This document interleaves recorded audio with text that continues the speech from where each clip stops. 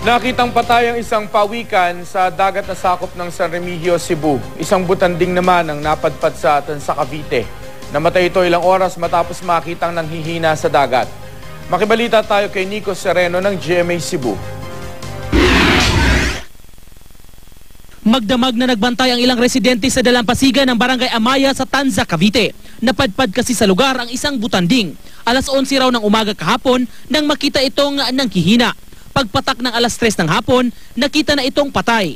Sa pagsusuri ng mga eksperto mula sa Philippine Marine Mammal Network, nadiskubreng may sugat sa palikpik ang butanding at posible raw na namatay ito dahil sa di pa matukoy na sakit.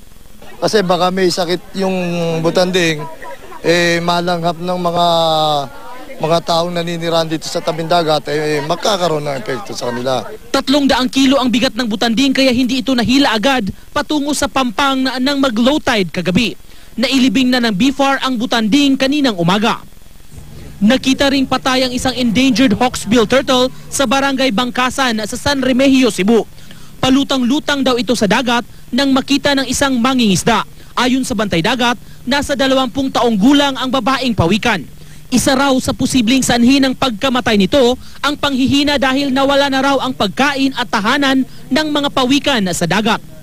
Ang posible ani nga dunay mga kuan ba sa ato ang kadagatan, dunay mga destruction sa atong corals, nya sa seagrass ug sa mga seaweeds kay ang habitat ko dining turtle. Paalala ng otoridad, bawal kainin ang malalaking lamang dagat na napapadpad sa dalampasigan, buhay man ang mga ito o hindi. Posible rin daw magkasakit ang sinumang kakain ng karne ng mga hayop na may sakit. Nico Sereno, Nagbabalita, Pilipinas.